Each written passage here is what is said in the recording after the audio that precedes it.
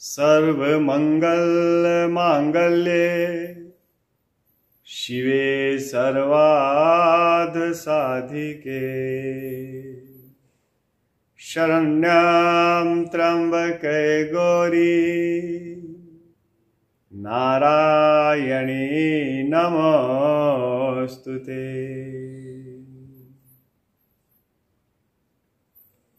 जय अम्बे माई की। नवरात्रि के पावन पर्व पर ये विशेष नवरात्रि सत्र, जिसमें साधक इन नवरात्रों के मध्य अपनी साधनाओं को ऊर्ध्वगमन कर सकता है। जीवन मां से ही शुरू होता है और जीवन मां पे ही समाप्त हो जाता है। जगत में आप देखेंगे तो मां ही मां, जैसे भक्त कहता है तू ही तू, तो जो तू रूपी परमात्मा है, उसकी जो पराशक्ति है, जो महाशक्ति है, वो ही महामयी मां है, वो ही अम्बे मां है, वो ही जगत जननी है। और जब साधक विनीत भाव से, श्रद्धा भाव से, प्रेम भाव से करुणा रूपी मां की आराधना करता है, तो जैसे कि मां का स्वभाव है वात्सल्य से परिपूर्ण, प्रेम से परिपूर्ण, जिस तरह एक मां सहज में ही अपने बालक से प्रसन्न हो जाती है, ऐसे ही इन नवरात्रि के पावन रात्रियों में जो जगत जननी मां है, जो जगदम्बा है, साधना करने से अपने साधक रूपी पुत्र पे अहेतु की कृपा कर देती है। जीवन में मां ही है। हम लोगों को ये भ्रम है कि हम हैं, लेकिन हम नहीं है, मां ही है। क्योंकि हम देह हैं, शरीर है, लेकिन इस शरीर को जो चलाने वाला है वो है आत्मा, निज रूप। और आत्मा में भी पीछे मां जुड़ा हुआ है। तो जहां से हमारी यात्रा आरंभ हुई वो मां से ही आरंभ हुई। फिर जीवात्मा मां के गर्भ में आता है। मां जननी है। मां से जीव का निर्माण होता है। जन्म देने वाली भी मां है। फिर जब पालन करने वाली भी मां है। फिर जब बालक बड़ा होता है, आत्मा जब बड़ी होती है, तो ज्ञान की अभिलाषा लिए हुए फिर मां वीणा वादनी सरस्वती मां का जीवन में प्रागट्य होता है। जब ज्ञान अर्जन करके फिर जीवन को जीने के लिए बालक निकलता है यौवन अवस्था में, तो फिर मां की आवश्यकता पड़ती है लक्ष्मी मां। बिना लक्ष्मी के भी जीवन, आरोग्यता के लिए भी आरोग्य मां। यदि आप देखेंगे ना, तो मां तो जीवन के आरंभ से अंत तक मां ही चलता है। फिर जीवन की यात्रा में हमें परम हंस रूपी सद्गुरु मिलते हैं ज्ञान देने के लिए। अनंत ज्ञान देने वाले भी महात्मा, वहां भी मां जुड़ा हुआ है। और जिसके पास जाना है, जो जीवन दे रहे हैं, वो भी परमात्मा, वहां भी मां है। तो मां को अपन अलग कैसे कर पावे?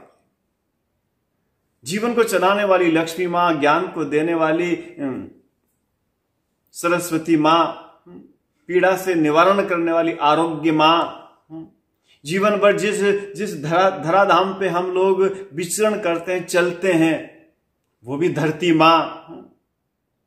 एक क्षण भी मनुष्य मां से अलग नहीं है, क्योंकि मां ही पराशक्ति है। भक्ति मां, जब साधना गहरी होती है तो भक्ति मां की कृपा होती है। इसलिए परमात्मा और पराशक्ति, शिव और शिवा, नारायण और नारायणी, ब्रह्म और ब्रह्मायणी, मां को विलग करना, अलग करना असंभव है। इसलिए इस नवरात्रि के पावन अवसर पे हमें 9 दिन प्रेम, श्रद्धा, करुणा के साथ आराधना करनी चाहिए। जीवन भर हम आपाधापी में लगे रहते हैं, ऐश्वर्य का निर्माण करने में लगे रहते हैं, सुखों के भोग में लगे रहते हैं। लेकिन ये योग की रात है, ये भोग की रात्रि नहीं है, ये नवरात्रि योग की रात्रि है।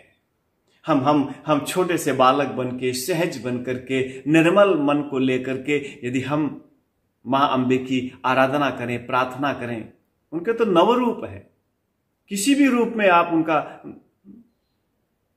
आह्वान करके उनके प्रति अपने भावों को प्रकट कर सकते हैं। और भावना शुद्ध हो तो निसंदेह साधना परिपूर्ण होती है। इन 9 दिनों में हमें जगदम्बे, अंबे, महाकाली, कुष्मांडा, स्कंद कुमारी, ब्रह्मचारिणी, इन 9 नामों के अभिभूतों से हमें आराधना करनी चाहिए। और आराधना का यही अर्थ है कि हम शुद्ध हो, पवित्र हो, निर्मल हो। आवश्यकता नहीं हम बहुत सारा आडंबर करें, आवश्यकता नहीं कि हम दीप, धूप, फूल से मां को प्रसन्न करें, वो तो प्रसन्न ही है। हाँ, लेकिन आप दीपक जलाएं, पुष्पहार पहनाएं, लेकिन शुद्ध भावना के साथ पहनाएं। यदि शुद्ध भावना होगी तो एक फूल भी माला बन जाएगा। शुद्ध भावना होगी तो महाराज एक छोटा सा इलायची का, एक किशमिश का, एक छोटा सा मिश्री का दाना भी 56 भोग बन जाएगा, यदि भावना शुद्ध होगी।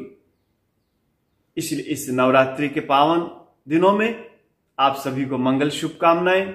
मां की अहेतु की कृपा हम सब पर बनी रहे। ये 9 दिन हमारे तपस्या में बीते। ये 9 दिन किसी की हम निंदा स्तुति ना करें। ये 9 दिन हम किसी के प्रति क्रोध से ना बढ़ें। यही उपवास है, यही व्रत है। व्रत का यह अर्थ नहीं कि हम एक समय भोजन करके मां को राजी कर लेंगे। मां तो राजी ही है। इन 9 दिनों में हम शुद्ध बने, पवित्र बने, निर्मल बने, सहज बने। और जहां सहज बनोगे, सहज समाधि भली रे साधो, सहज अवस्था ही प्रफुल्ल अवस्था है। और मां तो जीवन है, मां मध्य है और मां ही अनंत है। जय अंबे जगदम्बे मैया, आप सब पे कृपा करें, अनुग्रह करें। बोलो अंबे मैया की जय हो, प्रभु आपकी जय हो।